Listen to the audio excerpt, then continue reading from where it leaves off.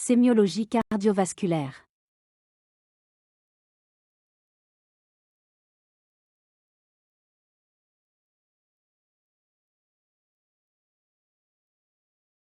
Plainte motivant l'examen mode d'apparition. Durée. Sévérité des symptômes. Évolution dans le temps. Impact sur la capacité fonctionnelle. 2. Antécédents familiaux. Histoire familiale de maladies cardiovasculaires. IDM-55 ans chez père ou frère. IDM-65 ans chez mère ou sœur. AVC-45 ans chez parents ou frère ou sœur. Dyslipidémie. Diabète. Hypertension artérielle. 3. Habitus, mode de vie. Tabac, début, fin, durée, quantité en paquet année. Alcool. Autres drogues. Sédentarité. 4. Traitements. Posologie. Date début et fin. Récapitulatif des facteurs de risque cardiovasculaire majeurs. Hypertension artérielle. Âge, femme plus que 60 ans, homme plus que 50 ans. Tabagisme, actuel ou moins 3 ans. Dyslipidémie, LDL-CHOL supérieur ou égal à 1,60 g par litre et ou HDL-CHOL inférieur ou égal à 0,40-1,60 g par litre. Diabète sucré. Histoire familiale de maladies cardiovasculaires. IDM-55 ans chez père ou frère, IDM-65 ans chez mère ou sœur, AVC-45 ans chez parents ou frère ou sœur.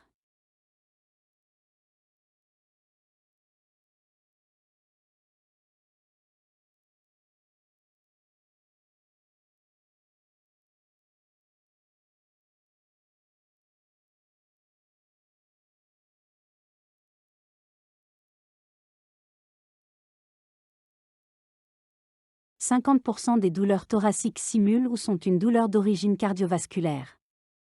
Important de les reconnaître sur le plan sémiologique. Lorsque l'origine est cardiovasculaire, les étiologies sont, du plus au fréquent. Insuffisance coronaire, angor ou infarctus du myocarde. Dissection aortique. Embolie pulmonaire. Certains troubles du rythme douloureusement ressentis. Péricardite aiguë. Angor. Point clé. Caractéristiques de la douleur. Angor typique. Douleur à type de constriction, sensation d'étau ou de brûlure. Siège rétrosternal ou en barre médiothoracique, indiqué par le patient du plat de la main, voire des deux mains. Irradiation habituelle vers l'épaule gauche, la face interne du bras gauche et les angles de la mâchoire inférieure. Plus rare, irradiation variable dans le temps ou vers l'épaule et le bras droit. Durée brève, moins de 15 minutes, cédant au repos ou à la prise de dérivés nitrés. Angor atypique. Localisation uniquement au niveau des sites d'irradiation. Et aux présences de manifestations digestives, éructation ou respiratoires, essoufflement, bloc-pnée ou de palpitations. Valeur diagnostique moindre. Circonstances de survenue. 1. Angor d'effort. Apparaît pour un effort constant, le seuil ischémique. Le plus souvent, effort de marche, escalier, acte sexuel. Favorisé par le froid, le vent, la période postprandiale. Régresse à l'arrêt de l'effort. Parfois, suite à une émotion, un stress, un cauchemar. 2. Angor spontanée. Soit spasme surcoronaire apparemment sain égale angor de Prinzmetal. Soit sténose très serrée, signification pronostique péjorative. 3. Angor de primodécubitus. Lié à l'augmentation du retour veineux en position couchée. 4. Angor fonctionne l'apparaît en présence d'une anémie, d'une tachycardie, d'une réduction de la réserve coronaire, sténose aortique, l'hypertrophie ventriculaire gauche, en présence de coronaire normal. Évolution dans le temps. Angor stable. Survient à l'effort, toujours de même intensité, stabilité sous seuil ischémique. Angor instable. Nécessite une prise en charge plus agressive. Plusieurs situations. Apparition des premières crises égale angor de novo. Diminution du seuil d'effort égale angor aggravé. Apparition de crise d'angor spontanée. Angor après infarctus ou revascularisation nécessite également une prise en charge agressive. L'infarctus du myocarde. Douleur identique à celle de l'angor, avec 3 particularités. Intensité, souvent intolérable, angoisse, sensation de mort imminente. Diffusion, très large, irradiation multiple. Durée, moins 15 minutes, résiste malgré repos et dérivés nitrés. Autre douleur cardiovasculaire. Péricardite aiguë.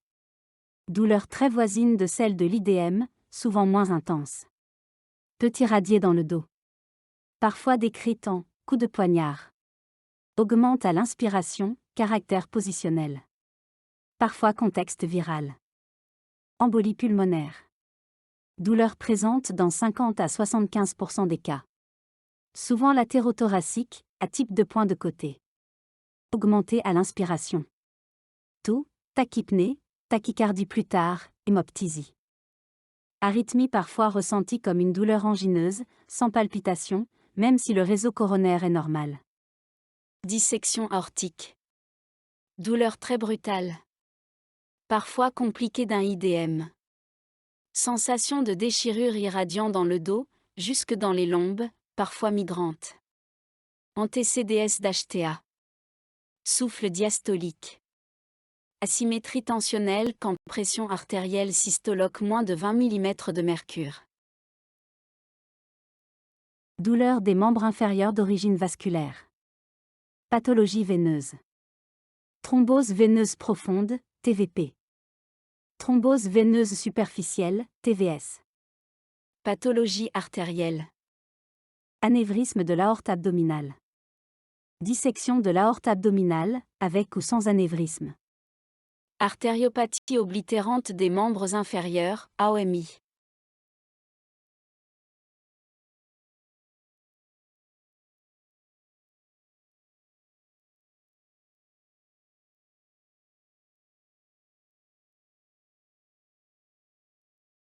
Sensation de manque d'air se traduisant par un essoufflement avec tachypnée superficielle.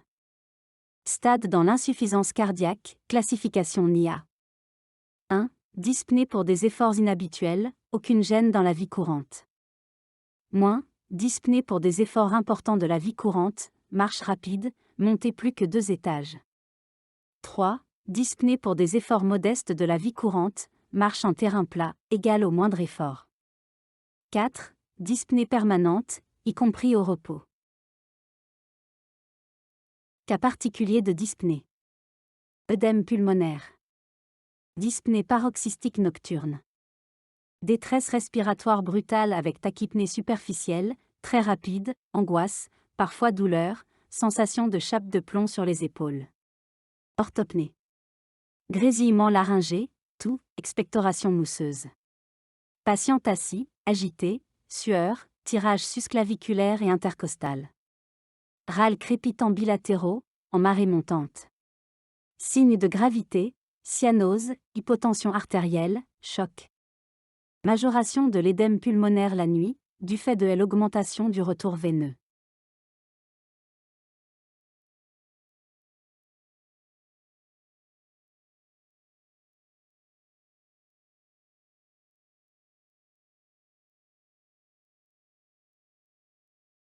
Perception anormale des battements cardiaques en intensité, en fréquence ou caractère irrégulier. Parfois révélatrice d'un trouble du rythme cardiaque. Faire préciser. Mode de début. Fréquence de survenue. Durée des crises. Perception des battements cardiaques, réguliers ou non. 3 situations. Perception des battements du cœur en rythme sinusal. Lié à l'hyperactivité du système nerveux sympathique, exercice, frayeur, stress, prise de boissons stimulantes. Plus facilement ressenti la nuit. Absence de pathologie cardiaque sous-jacente. Perception d'irrégularités occasionnelles. Due à des battements vectopiques égale extrasystole, d'origine auriculaire ou ventriculaire donc pause compensatrice ressentie. Le plus souvent bénin, même si ventriculaire, disparaît à l'effort. Il manque un battement du cœur, le cœur saute ou palpite. Arythmie. Début souvent brusque. Durée de quelques minutes ou parfois, facteur déclenchant. Exemple, exercice. Recherchez une pathologie cardiaque sous-jacente, cardiopathie ischémique. Fibrillation auriculaire. Le cœur s'emballe, parfois essoufflement associé. Tachycardie ventriculaire. Souvent moins bien tolérée, possible signe de choc, mise en jeu du pronostic vital.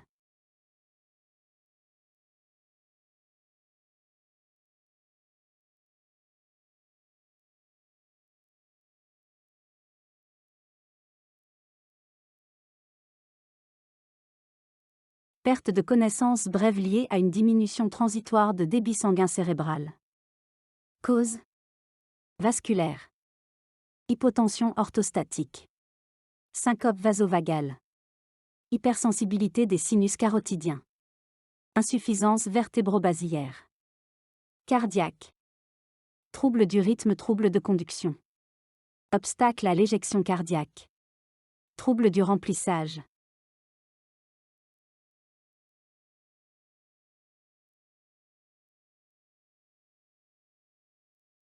Morphotype.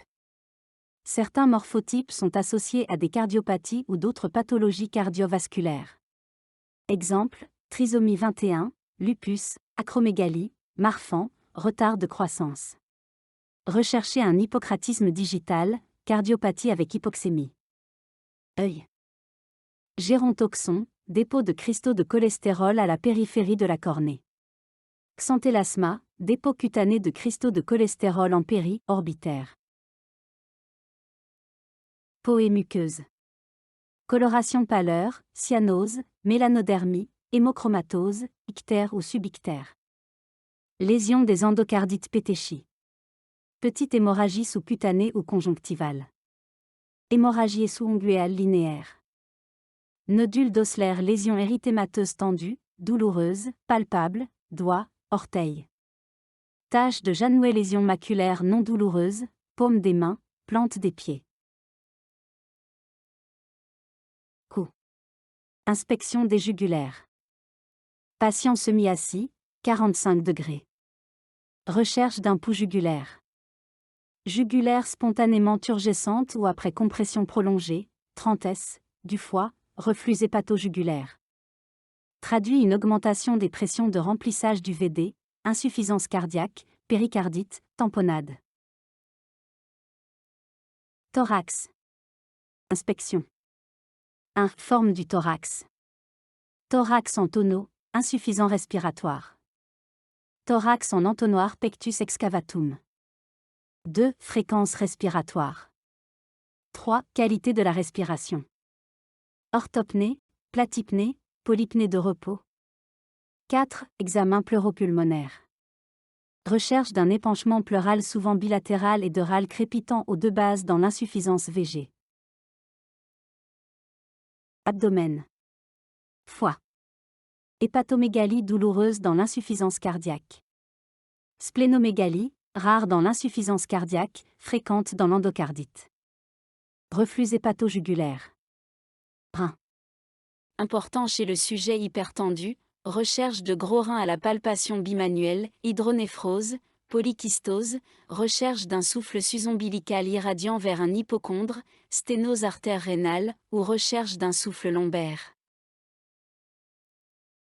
œdème.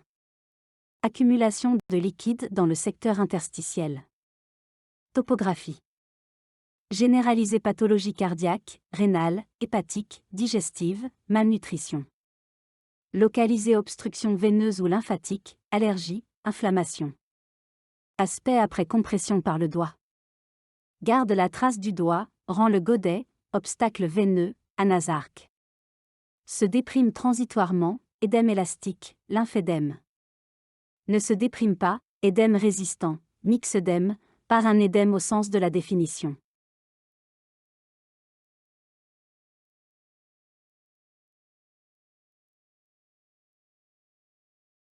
Examen veineux. Mesure de la pression artérielle. Examen artériel. Acrosyndrome. Analyse des veines jugulaires. Circulation collatérale abdominale, obstacle cave, ascendante, hypertension portale. L'insuffisance veineuse. Présence de varices, dilatation du réseau veineux superficiel, à l'origine de lourdeur et d'édème.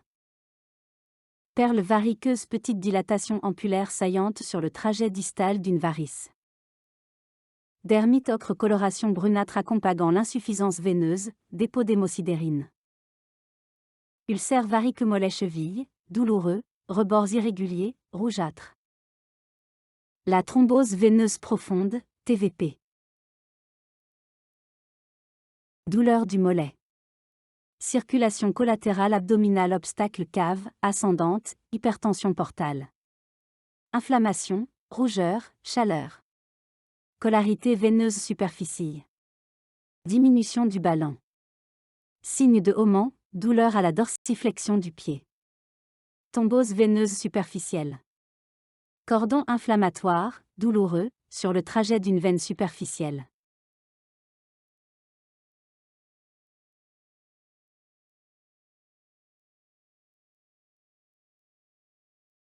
Clinique.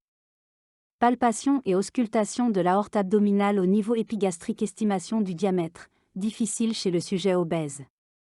Palpation et auscultation des artères périphériques. Examen bilatéral et comparatif. Présence du pouls. Régularité du pouls. Amplitude, idée du volume d'éjection systolique. Régularité des trajets artériels, anévrisme, souplesse, artère rigide, en tuyau de pipe, dans l'athéromatose. Temps de recoloration cutanée, 4 entre 6 sec. Recherche de troubles trophiques. Refroidissement des extrémités. Sécheresse de la peau. Atteinte des phanères, dépilation, atrophie des ongles. Ulcère artériel, perte de substance, petite taille, profond, très douloureux, rebords irréguliers, localisés aux extrémités.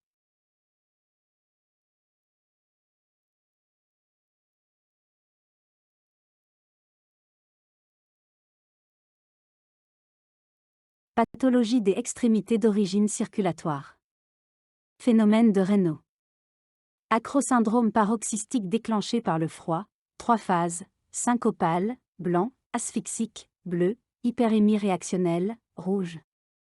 Idiopathique, maladie de Raynaud, jamais d'ulcère, respect des pouces, ou secondaire, phénomène de Raynaud, athéromatose, collagénose, traumatisme, médicaments.